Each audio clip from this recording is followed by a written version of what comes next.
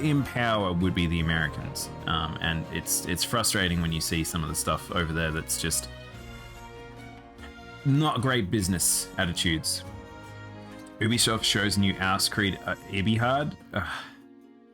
Dude, you gotta find a way to restrict yourself when it comes to that stuff. But the things we do for love. All right, let's do it. Let's actually jump into the news rather than talking around it, because I feel like it's time for us. It's time for a bit of news. All right, let's do it. Do it. Oh, no intro? Oh, wait. What? Why did that come out so late?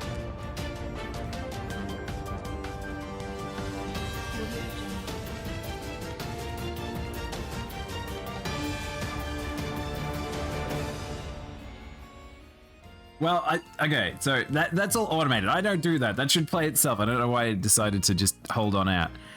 Welcome on in, everyone, for the news of May 14th, 2022. It's a decent chunk this week. There's actually a surprising amount here.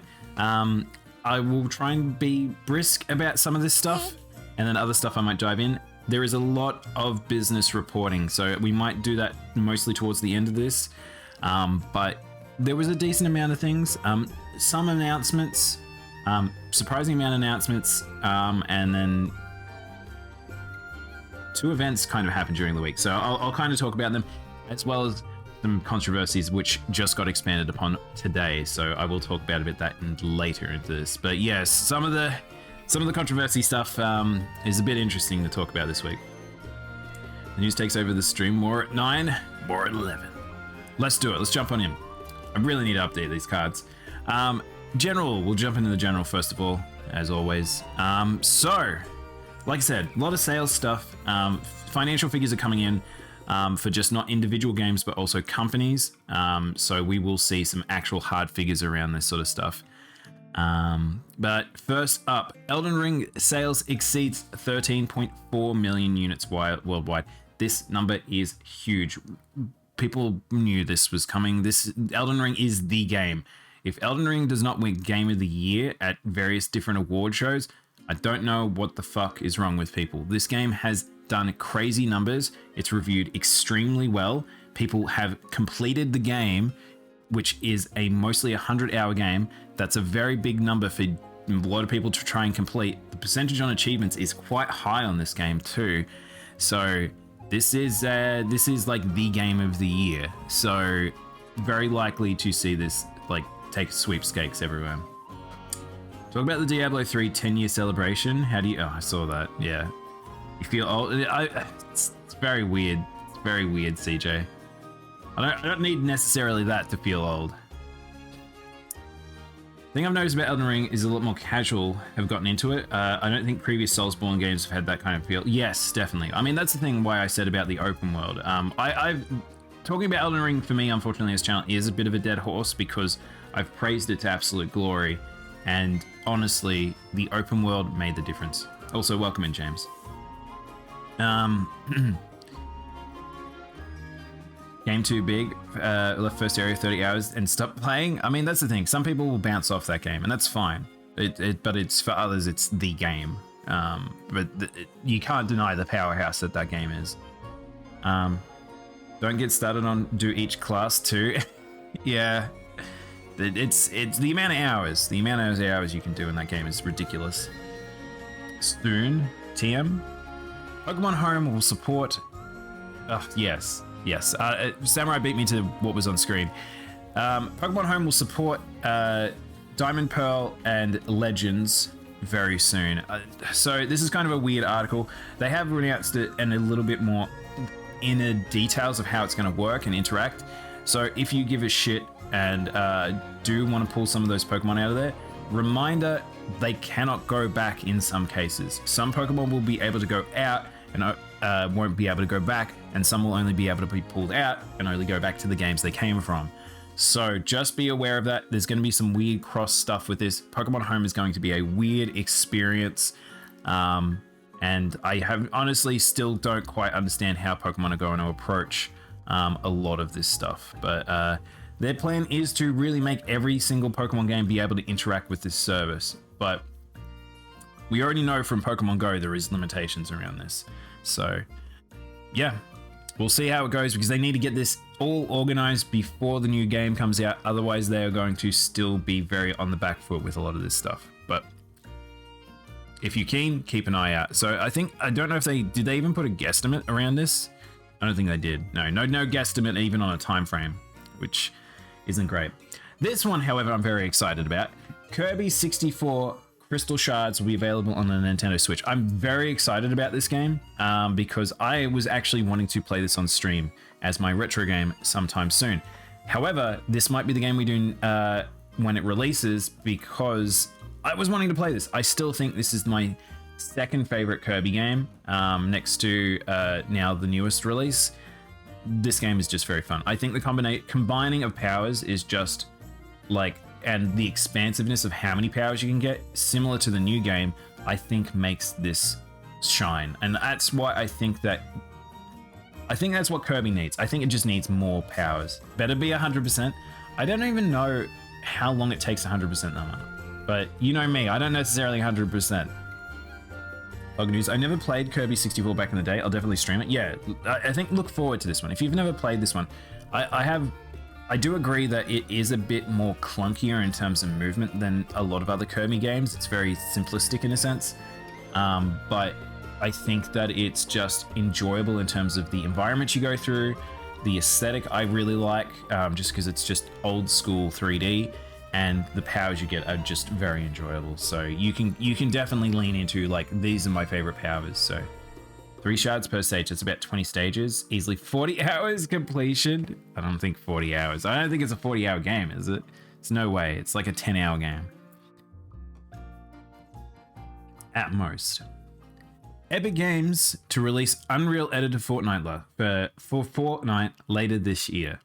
So we already know Fortnite. Everyone knows Fortnite. Everyone talks about Fortnite. It's still alive. It's not going anywhere anytime soon, especially when these tools get implemented. If you want to talk about ways to have longevity around a video game, give customization tools, give power to the player. These are the ways to do it, and that means Fortnite will cement its longevity for sure with this. So yeah, I don't know how they're going to necessarily approach this and how they're approaching essentially a lot of implementation for this, but it's will be interesting to see. But it seems to be something that they're keenly looking at, and it makes sense for Epic. Their tools, their service is mostly dedicated to being a service for their engine, Epic Games. So Unreal, very, very accessible, and I imagine that a lot of people will probably take advantage of this at some point or another. I'm wondering if they dropped this and the N64 thing around the same time they did ATFG. Yeah, I was actually thought that would be the case as well, James. I actually thought it would be a little bit closer, but it's smart for them not to do it at the same time. You'll notice that a lot of those sort of releases won't be at the same time because they don't want to step on their own toes, essentially, and mess up their sort of payment models. There's a typo in the headline, was there? Is it Fortnite? Oh, it says Fortnite. Right, I didn't even pick up on that. Anyone else, whenever anyone I follow is doing an ironic Fortnite stream, I'm always shocked to see it's an actual game. That's the weird thing, James. I played that game twice now, and it actually is a real game. I'm actually not too bad at it because apparently everyone is garbage who plays it, but it might be the lower ranks. But the other thing is that it's got teeth, and I understand why people enjoy playing it. I do not want to play it. That's the long and short of it. I do not want to play that game. It's not really for me. But I can appreciate people who enjoy playing long term that game and why it's still around. All right, it's announcements time. There's actually a decent amount here. Like I said, we're ramping up. We're in that stage where we literally will start ramping up into June, and we're getting a lot of the dirty out of the way, so big events are coming. We'll start off with my big one. Monster Hunter Rise Sunbreak adds Sergios, a new Somnicath and Almudron subspecies. Serge is back. Hey Garo, enjoy your lurk.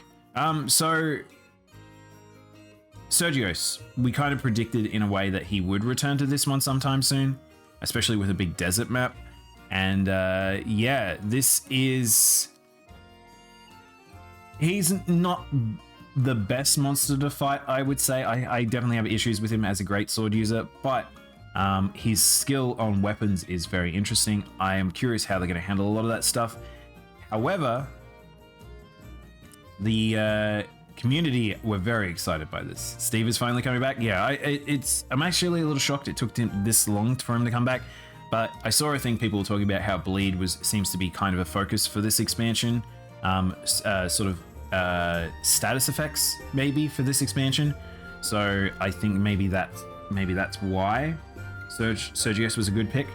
I was a little disappointed because in the teaser they had white scales being scattered around, and I thought it might have been Ivy Lagiacrus, but it seems like it was very likely just in relation to our new Elder Dragon. I can get the pointy shield again? Yeah. So the two species, by the way, Somnicanth will be a ice Somnicanth and Almudron will be a lava Almudron, which means we're probably not getting the lava species of fish or hardening creatures coming back, which also means we're probably not getting Agnactor coming back either. Even though I think Click Clack Boys are around. Are there small Click Clack Boys in the lava area? I can't quite remember. But honestly, I like Almudron's design way better anyway, and I don't need a monster that jumps into the roof. I'm okay with this. So they also announced a few other things. They did a few little bits in the trailer. If you want to watch, there was a really good digital event. I'd watch the full digital event. But what I would say is the trailers are very good, but there was a couple of little mechanical things that were also revealed during this, which was also the fact that you will have quests associated to doing them with NPCs. So they've expanded what they kind of did with the Rampage system. There will now be NPC individual quests where if you don't have online, you still get to have a fight with another hunter, which I think is really good. They kind of introduced this concept in World, in Iceborne during the final fight. Very briefly. I thought that was very cool. I liked that. Expanding that into a full system, which took them a little bit longer than I was expecting in a sense, is very exciting. And I'm wondering whether or not we will see that for the new Monster Hunter World 2 in terms of party filling up, where if you don't have a full party, perhaps you could fill up a party online with NPCs. And that way you can do the fights that supposedly... So if for those who know, there are fights in that are scalable now in Modern Monster Hunter. However, in World, we still had issues where there was dedicated four-player monsters scaling. And if you didn't have 4 players, it made those fights very tough. Essentially, that if you had 4 players where they're filled in with NPCs, perhaps it would be a lot more doable. Then again, also NPCs are very good at dying, so well, I don't know if those difficulties would necessarily scale correctly, but we could see. Kind of like stories too? Yes, kind of, yeah, kind of like them. We'll see. We've got to see this more as a mechanic to see how it works, but that's probably was the second big thing next to this. I think that was most of everything that was revealed in it. Good watch. If you've got time, I would go watch this. I would like to cover this more, but we've got a decent amount of news to get it through today. Which also brings me to the other event that you could watch, which is the May Indie World lineup of the Switch. So Nintendo did their indie showcase, and it's about 20 minutes or so. Again, I'd watch both of those live. I wish I could have done reaction for them, but they just happen at not appropriate times for me to stream. But this had a collection of games, and there were some fun things in here that I would suggest people maybe checking out. We got quite a few here. This is just a list in random order. Another Crab's Treasure. This is one that people a lot have talked about. Essentially, it's a Souls-like game. Got a bit of humor. It's made by Aggro Crab. Card Shark. Botora Lost Heaven. Cult of the Lamb. Curse to Golf. Elect Head, which is an indie Japanese game, which is very cute. Gibbon. A Guide of the Babel. Gunbrella, which is a digital Devolver new shooter, side-scroller shooter. There's an Idle Manager, Mini Motorways. I really actually like Mini Motorways. One Shot World Machine Edition available summer. Oblitz. Also, you'll notice all these are mostly 2022. So there's a lot of games to get this year. Oblitz, I still haven't played, and I'm looking forward to maybe picking that. Maybe Switch might be the one to get it on. Opus, Songstar, Slit, Soundfall, Totally Accurate Battle Simulator, the actual battle simulator. So this one actually will be the full battle mode situation as well, which I've been looking forward to playing. So these are actually missions associated to it. Wayward Strand, We Are OFK, and Wild Frost. So there's a lot here. Some of these are ports, some of these are new releases, some of them are actually getting updates. So yeah, if you want, go check out the indie lineup. Some very cute, fun things. I would say we're very still in the era of soft indies is what I'll call it. I'm looking forward to running up walls without bugs. Oh, Monster, yeah, I think that's actually a really good change. The Elders monsters look so spooky. In whatchamacallit. Yeah, I like his Malzeno. I like Malzeno a lot. Okay. One moment from the presentation when Malzeno grabs, I love his new grab, and he grabs, puts you in his mouth, and then he covers you with his wing like a vampire biting. That is very fucking cool.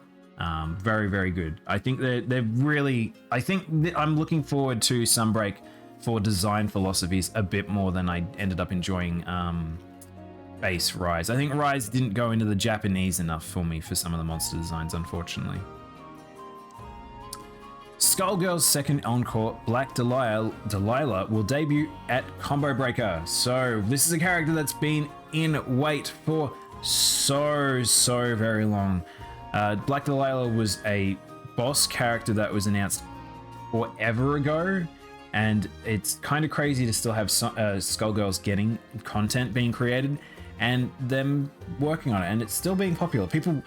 Skullgirls is one of those games that people fucking respect in the FGC for just being an amazing fighting game and a successful indie. So I haven't played it in a very long time, but I know people are very excited for this. So finally we will actually get to see her in motion, which is cool. Final Fantasy VII Ever Crisis will release in late September. So a lot of people never got to play old Crisis Core. We didn't get a lot of, I would say, Zack's storyline sort of present. And we're now getting this game, which I don't know why they've gone this route with the chibi stuff. I don't know why Square is deciding to do a lot of this chibi stuff. It's probably a lot easier in development. I do want to play this because I do actually like Zack's story.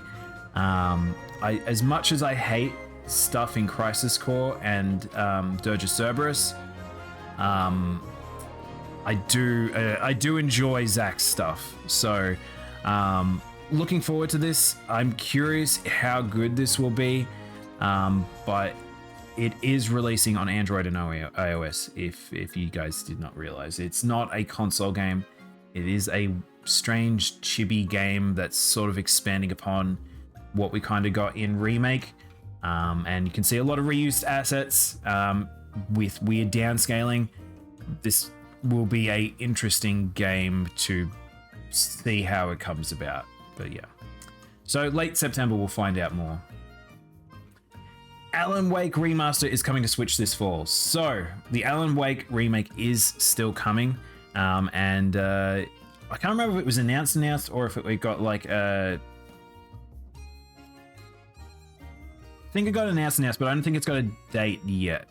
So but they are getting a Switch version as well. So I know people are very excited for this game. As well as this one, a lot of like shotgun approach to some of this. Dead Space Remake is going to get a launch for January 27th, 2023. I don't know if we got the official announcement. I think this is the official announcement. This is the hard part sometimes when leaks come about, and I've known about this one for a while. Same with the Alan Wake one. I'm a little fuzzy as to when this was announced, so I'm thinking this must be the actual announcement. So, if you guys liked the original Dead Space, you may want to check this out. It's still quite a while away. They'll probably do more as time goes on and maybe get some footage, because right now we don't have any footage. I just want Persona 4 Persona 4 Gold on Switch. I still haven't gotten it on Steam again. P4 Gold is so good. Maybe I should stream that one day, but again, Persona games are a little long. It's hard for me to do long form RPGs, I think, so. But they're very fun. P4G, I like 3 a lot, but P4G might be the best Persona's ever been, honestly. Though I haven't played Royal, so I'm not sure on that one. Sword of the Vagrant for PS5, PS4, Xbox One, and Switch will debut. Oh, this is the debut trailer. So I'm really looking forward to this game. It is a Vanillaware inspired game, clearly from the art.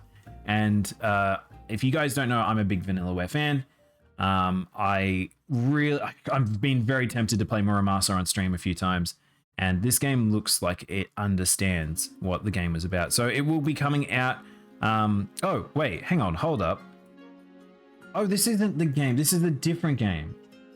This is Sword of the Vagrant. I already have played this game. There's another game that's coming. I've gotten this confused apparently. I've grabbed the wrong article. So there's another game that's coming out that is Vanillaware inspired. It's not this one. This one's actually available on Steam already. I've actually played this already. It's actually quite good. So I won't watch the trailer. I was going to. I didn't click what I was looking at just before. But yeah.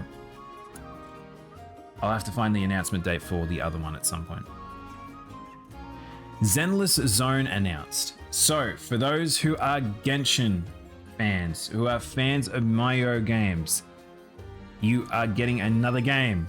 Zenless Zone 0 has been announced, and it's getting a closed beta. I have no idea about any of this. This is literally, I didn't check out this trailer. It's a new IP in a new universe, but it's an action RPG as well. So they're leaning into what they do well, but you can totally see this uses the art aesthetic that's very popular in Asia right now, which is very sort of punk urban, sort of cyberpunk urban. I have it on Steam, but not just at the time, so I want to play it on the Switch. Yeah, that's the thing. I kind of wouldn't mind it on the Switch as well, but I think I'll just have to play it on Steam at some point. All right, let's jump in. So I haven't seen this.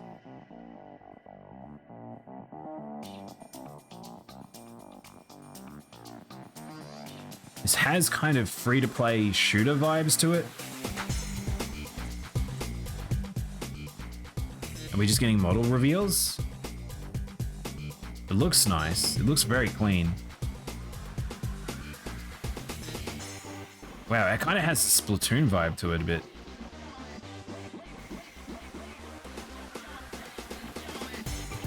Yeah, this very much has sort of a Korean vibe to it.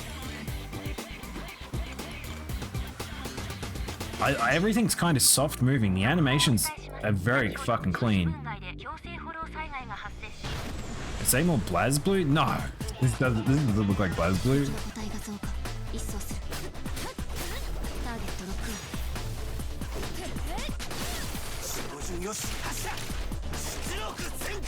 Yeah, this is very Korean looking.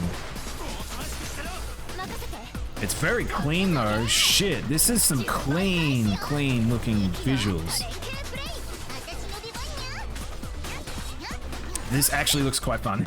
It depends on how it controls, because it's hard to say what's actually action and what is animation. Like, how much of this is animation locked? Is it just a lot of cooldowns, like Genshin, or is it actually fighting? shit, Japan's gonna be into this. This feels like very much Japan might just get super into this. Guys, this is pretty dope. I'm kind of into this. How did I not see anyone talk about this that much? So now we know where the Genshin Impact money's gone. So they're making a new... So this must be their new pillar. Because they've gotten a lot of money. And I can't imagine that they can keep going with Honkai Impact. Surely Honkai Impact will be funding bigger projects like this. And Genshin will just sort of keep itself going. Dude, this looks cool. Sona vibes?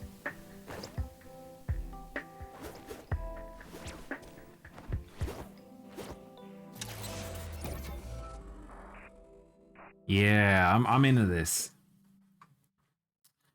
All right. Well, I think we'll have to keep an eye on that one. So I don't think they've got any time frames associated to this. Literally just their first announcement. Hopefully the only issue I have with this is their microtransactions that related to Genshin. I really hope don't carry over to this game because I think that's what hampered Genshin for me the most. But this and just how grindy the end game was. But yeah, I think this looks genuinely quite good. I have it on. Oh no, I read that already. Yo, Rabid? No Rabbids. No Rabbids. Delays for days. All right, got to sneak in one delay. Starfield, except it's not just Starfield. There was also Redfall was also delayed as well. So we got 2 delays that have been announced. Looks like Bethesda really want to hold off, which I'm not concerned, but be aware that this is on the new supposed engine that Bethesda will be using to develop their future ongoing games. And they need to get this shit right because think of how long we were stuck with the engine that was associated to like Skyrim and Fallout. So hopefully this new engine will be much better, but I imagine a lot more bugs will be coming down the pipeline for this because the open-ended way they write these games can be a little problematic for themselves. I'm okay with a delay. I hated the gacha part. It was the worst if you weren't trying to use money to get all the characters. I think the worst part as well, Superwoman, is if there was a particular character you wanted and you just wanted one character. I only wanted one character. The entire time I played Genshin, I never got it. I missed the rolled opportunities and it just never came into cycle and I just never got the character. So there was no way to forcefully pick the character I wanted to play as. Made me very upset. That was something I really disliked about that game. I don't like not being able to pick the thing I want.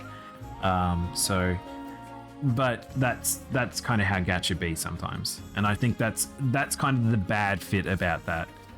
Is it actually a new engine or is it the Moro engine with a couple more bells and whistles? Supposedly, James, it is a new engine. The way they're promoting this is that they're reworking from the ground up because of a lot of modern updates to how sort of programming approaches works. They needed to rewrite the engine. They couldn't hodgepodge it together any further.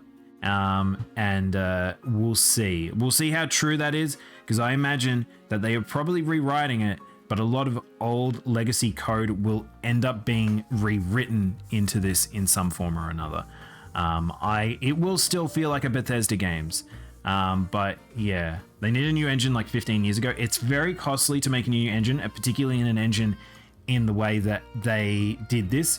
However, I would like to point out one big major difference between now and then. Bethesda now have the support of Microsoft.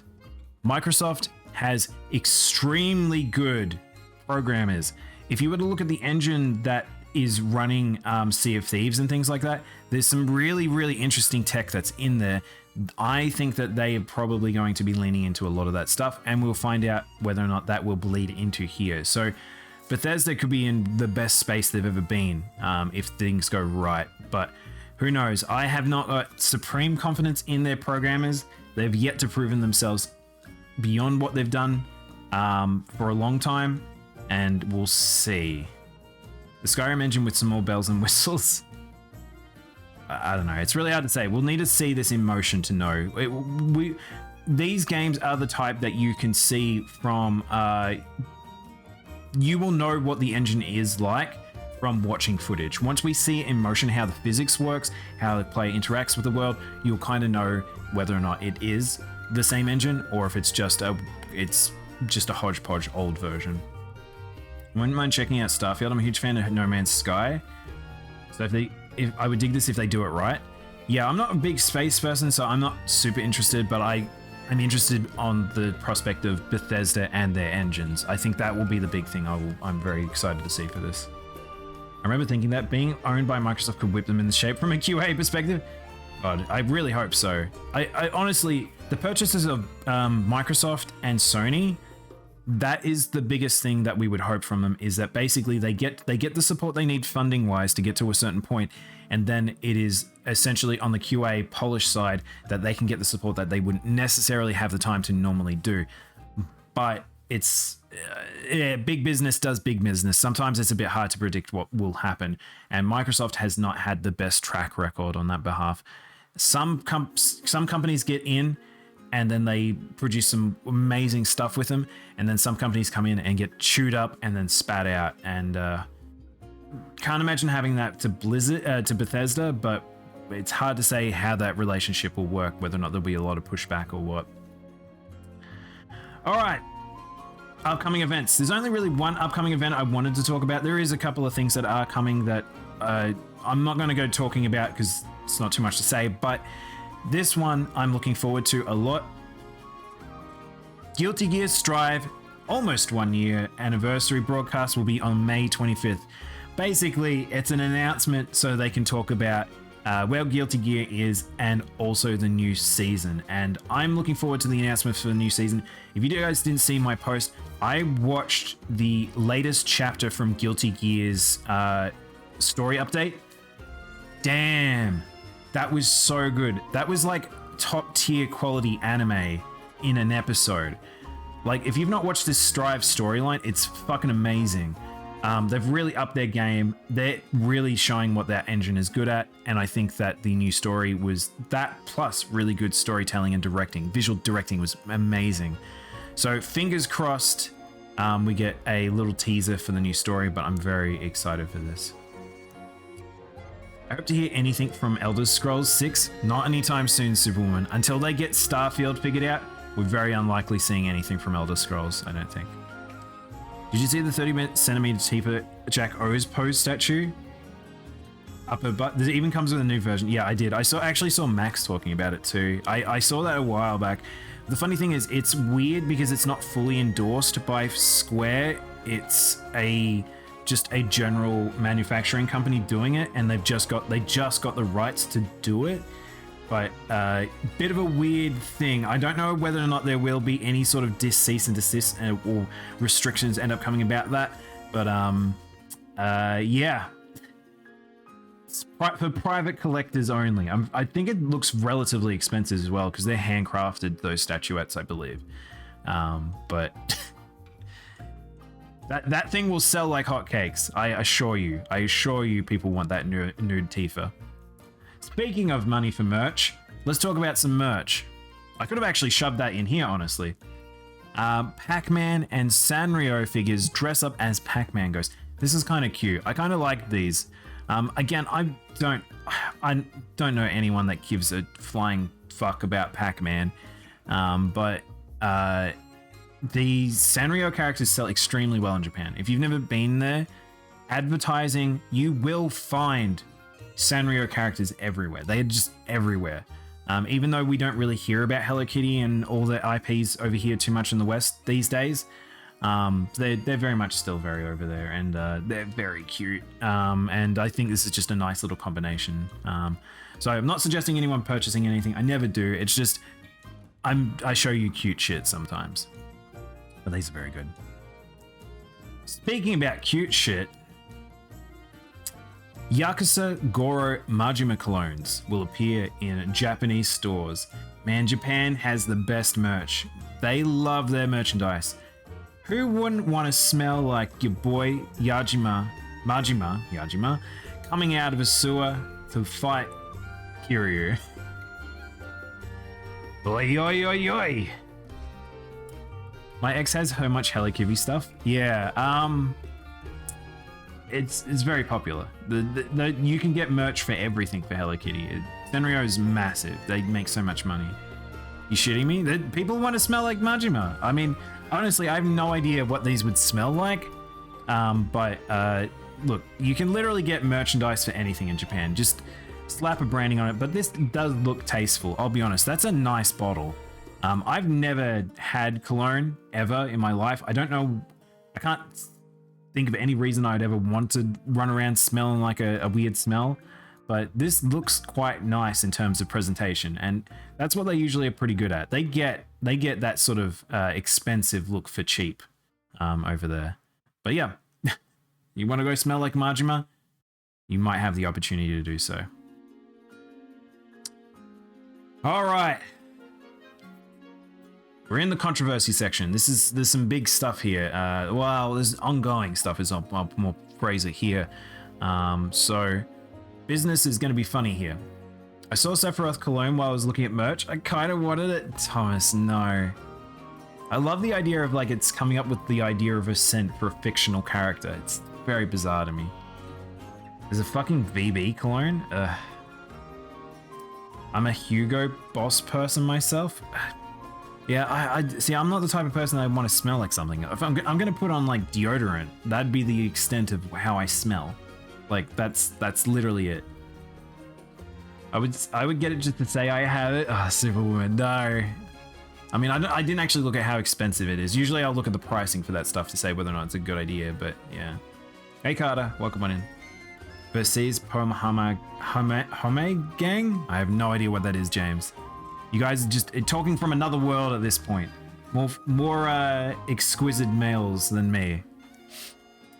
All right. Now, this is kind of controversy, kind of not. It's kind of dumb. EA Sports soccer games are now to be called EA Sports FC. If you guys did not see, EA and FIFA have separated licenses. FIFA no longer wants EA to have it. Some disagreements on the business side, on the back half. 30-year partnership. However, this is now entered the realm of weird IP licensing stuff with individual people being in the games, as well as this weird title we've now got, which is FC. And now I saw people memeing this up on Twitter. This is a rough title. And some people are quite sad that their games will not be called FIFA anymore. But at the end of the day, it's just branding. But why is this one CF? Why is there a CF in here? What is this? I don't know what this is. But who doesn't want to smell like flowers all the time? I don't know, hellos. I mean, do you? I don't think all cologne makes you smell like flowers, doesn't it? I thought you kind of smell like musky vinaigrettes and stuff. I don't know. Some random girl at the bar told me I smelled nice once 5 years ago, and that was a Facezi's poor homo. For life, many people in this chat follow soccer, but I'm playing FIFA, and this is fucking catastrophe, just to be clear. So yeah, so this is the hard one for me to talk about, because I don't know too much about this. But I know that a lot of people were very upset about this situation. Pretty much how I went for the Hugo Boss. Oh god, you guys, it takes one woman and then that's it. Just one compliment and you're sold. You're in for life. EA Sports is going to be shitty broken, Mike. Yeah, so I can understand that this is, again, I have a lot of issues with EA, but I heard that there's a lot of issues on FIFA. I think this is two big bad businesses separating their ways that may open doors for a whole heap of stuff that people are not going to be very excited about. So we'll see.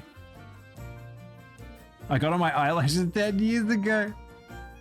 You gotta hoard them. You've got to, they're like a, compliments sometimes are just like your acorn that you store for winter, and you got to make that thing last, because you don't know when this winter's gonna let up.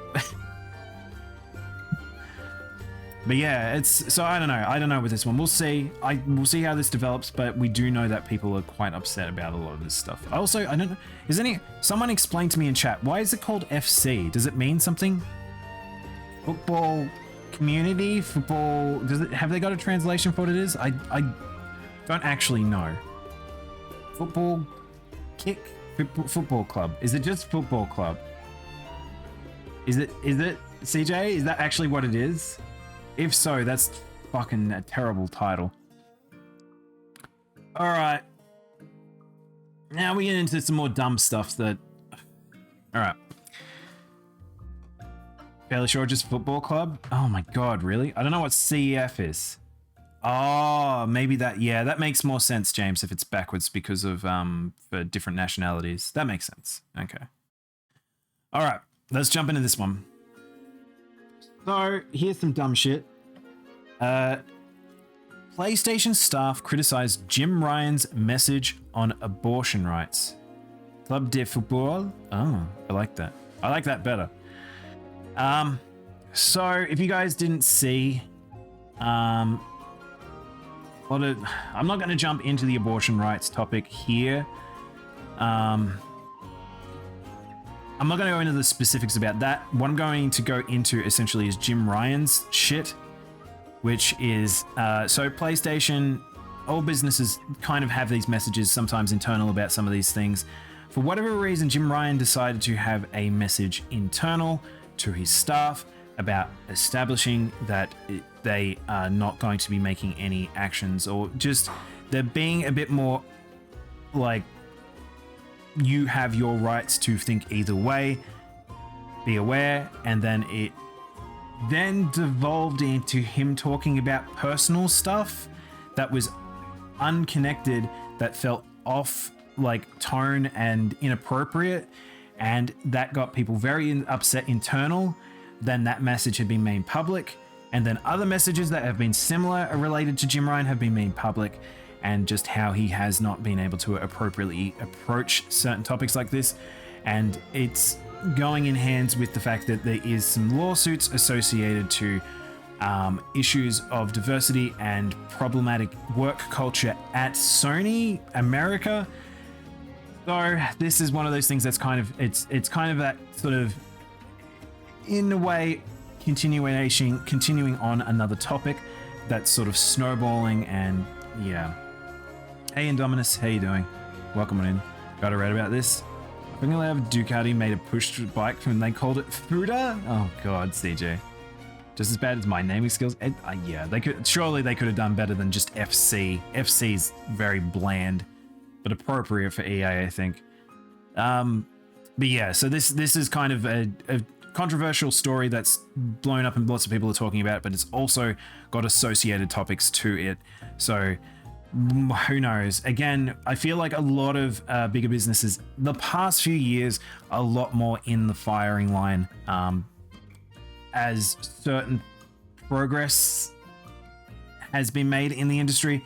Again, I still think we'll feel like it's the inevitable. It's just holding back the tide. Like I do think that we're going to have unions eventually be a thing over there, but we really need to see that push happen. But yeah. God, did your cat get on the keyboard? Activision Blizzard calls for, court to dismiss DFEH lawsuit. All right. I'm not done with Activision Blizzard. They're back again at it. Again, it's still mostly on the Activision side.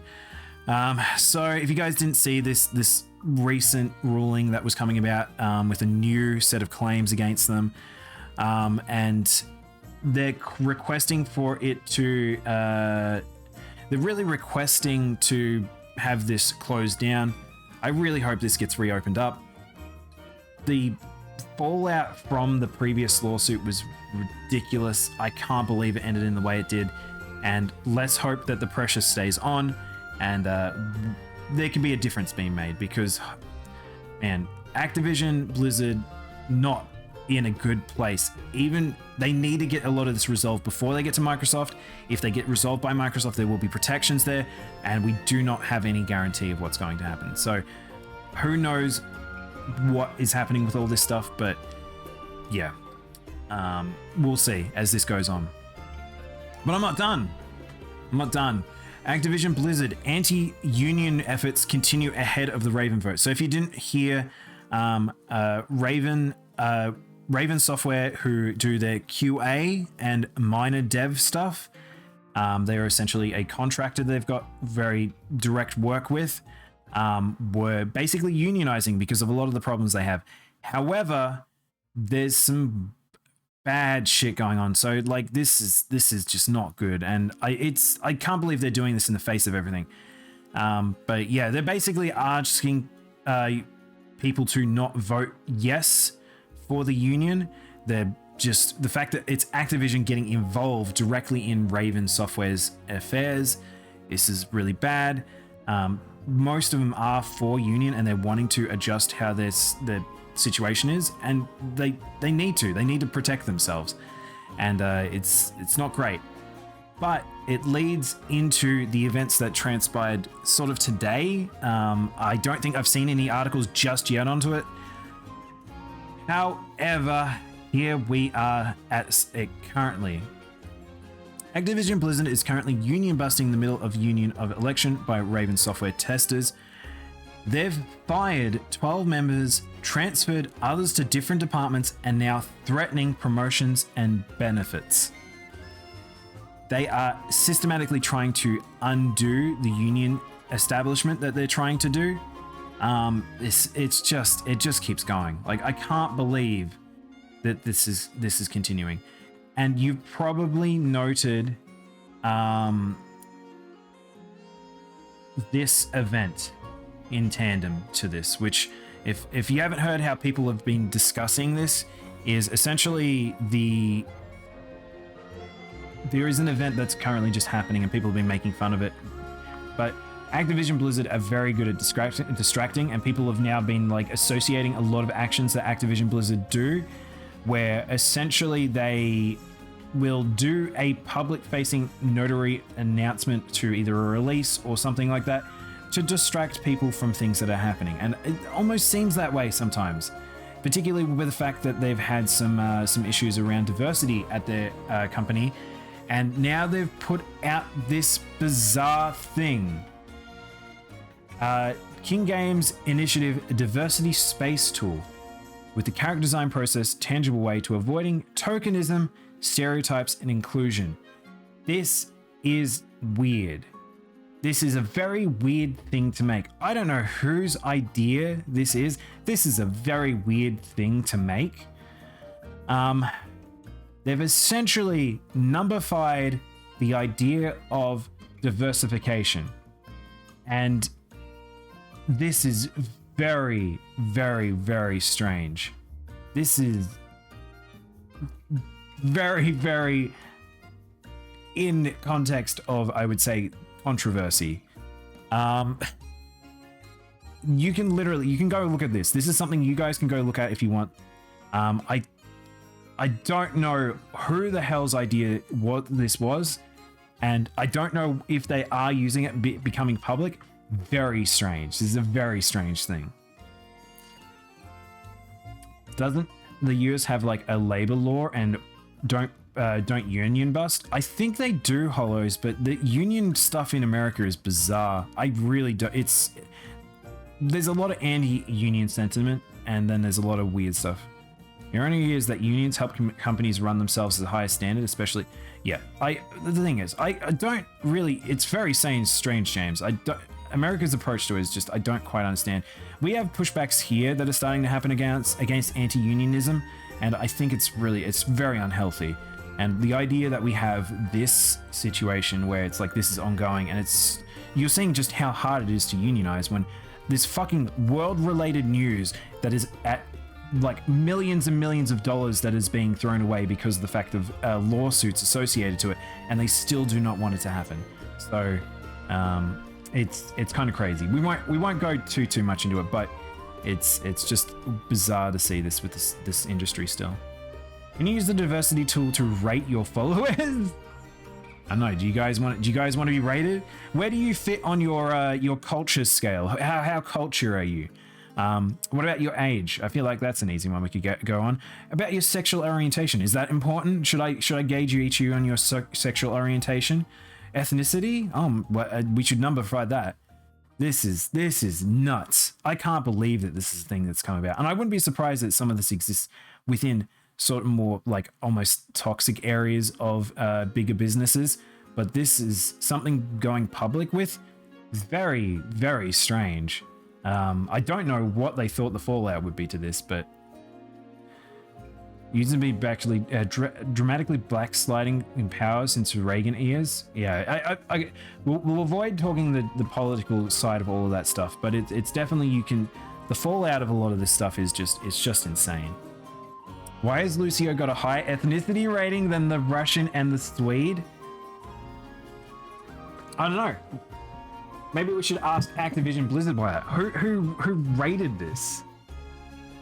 Yeah, we'll stop there before we get into any topics that are a bit sort of just not great to talk about. But, dude, it's very, very upsetting to see. But we'll dive into actual big business now. So let's separate ourselves from the controversial silliness to let's talk about how the global mobile market has a decline of 6% in 2022. So this is kind of crazy. The mobile market has not had a decline in a long time. This is something that's been growing for a shitload of time. Now, this might be related to COVID. This might be related to people not being inside as much, not being as outside as much, or not being at work offices as much and things like that. That could be an association. Hard to say. However, what I will say is that I'm okay with this. I do feel like it was a weird thing with mobile because I feel like that the monetization with a lot of that stuff was still very gross. And I feel like both the Apple and the Google Play market have a lot of issues that they were refusing to fix. And there is a lot of stuff that is now being brought into the main games industry because of the fact that it was okay tested over there. And they're now getting away with some pretty gross monetization. But it's one of those things that the bubble has to burst eventually. The continuous growth cannot go forever unless they find new ways to change the industry. And that was an industry that became kind of stagnant pretty quickly. The only things that I would say that can save it essentially is the cross-media sort of bigger platformy sort of games that might end up being similar to, say, Genshin Impact. And I don't know. This will be interesting to see how this progresses forward, but big mobile game businesses are starting to do really bad. An example is Activision Blizzard having an association to King. King has had a massive fall in the past year or so. And yeah, so we'll probably see a bit of change in hands with some of these businesses. Maybe we'll say some close down, maybe some restructures. But again, I don't follow this side of it that much. Mobile is really not my kettle of fish, but it's something that we'll see.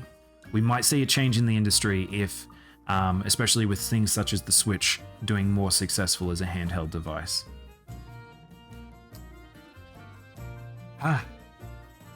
Ubisoft annual sales decrease 4%. So, I'm not saying that there's a decrease across the industry, across the board, but particular businesses are currently being hit very hard, particularly big businesses such as Ubisoft and Activision.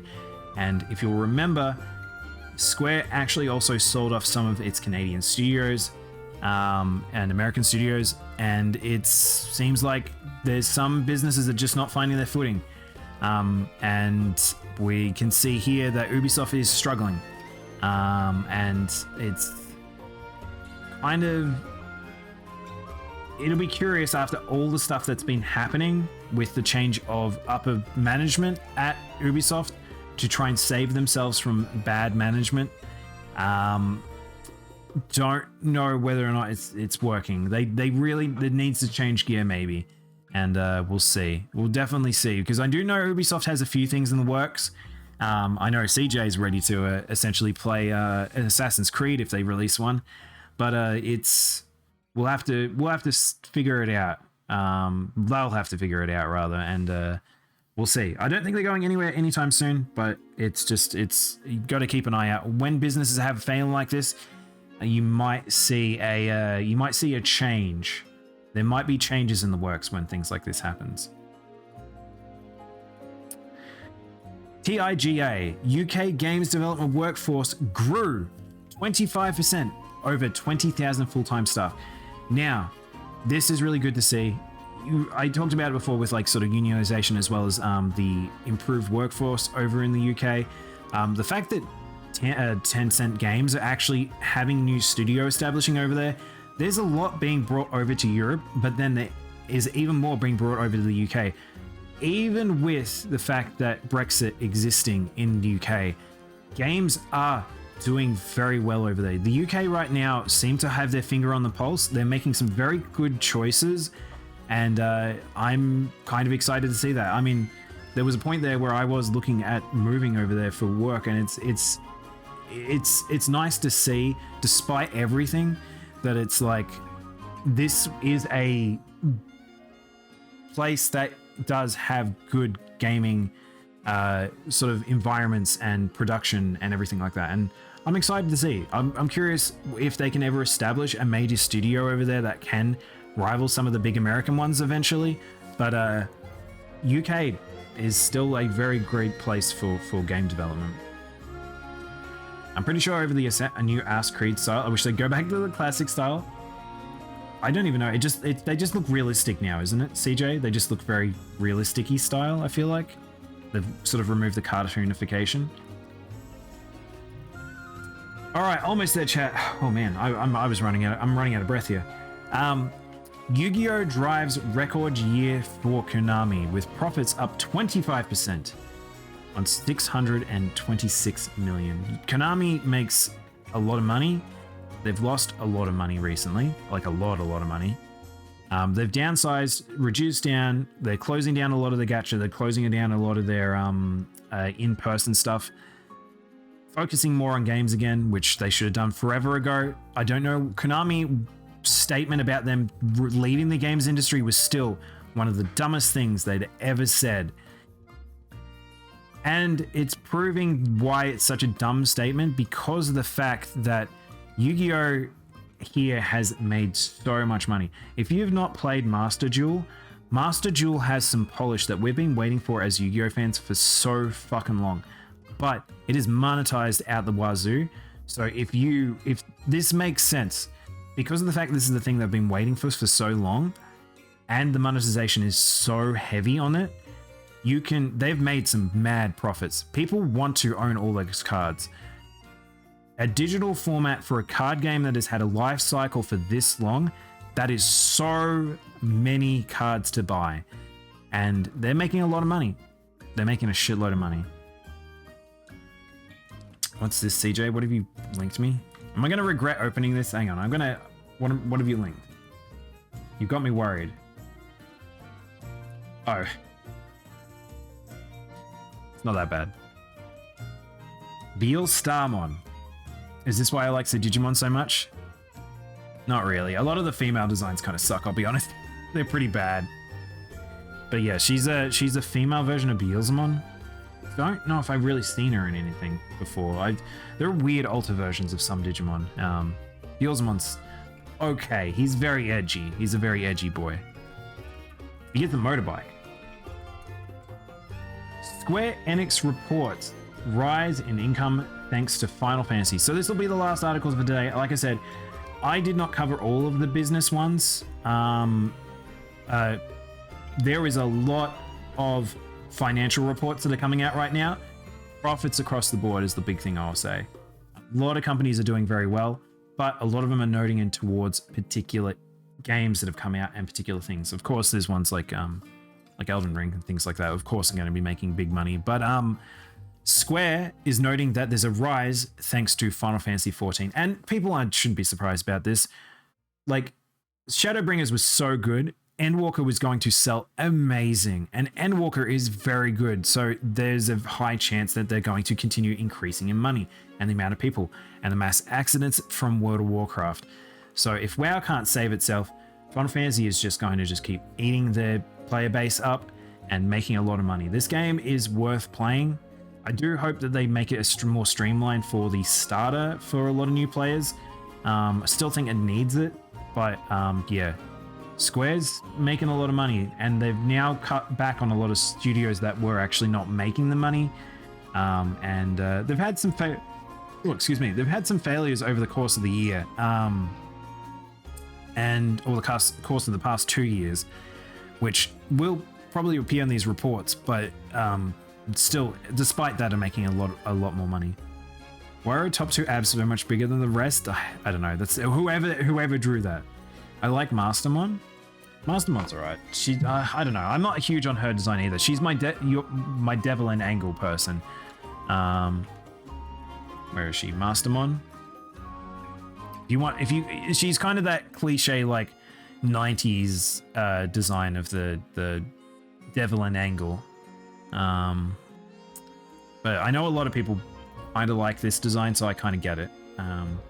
I don't know, Digimon's a funny thing for me. I have a lot of Digimon where it's like, I like certain designs and not other designs. It's very diversified, and that's what I kind of like about Digimon. There's so much stuff in so many different art styles, and it's just kind of cool. I mean, her looking like that in Cyber Sleuth actually looks quite nice. I actually like that presentation there. But yeah, I've got distracted. I don't know how we're talking about Digimon. Digimon's very soon, guys, by the way. Well, that new Digimon game is not that far away, so I'm excited for it. But yeah, that's all the news for today. I'm actually surprised I got through that in an hour. Again, I need to find a way to reduce down the news. If you guys have any, I really should put these at certain points. If you guys have any suggestions for how we can maybe make a bit more snappier on the news, or what you would like to see, or maybe condense down, or any suggestions related to the format, I'm more than happy to hear them, because I do want to sort of revitalize this one. I love doing the news. I don't think I ever want to cut doing it from streaming, but I do think that sometimes it gets a little long in the tooth, and there's some topics we like to talk about and some topics we kind of just gloss over, but sometimes it's hard to tell what you guys want to see. So let me know. You guys let me know in the comments, in chat, in Discord, all that sort of thing. Let me know what we want to do. But I think we'll take a break here. We've finished up the news for today, and we will come back shortly with Pikmin.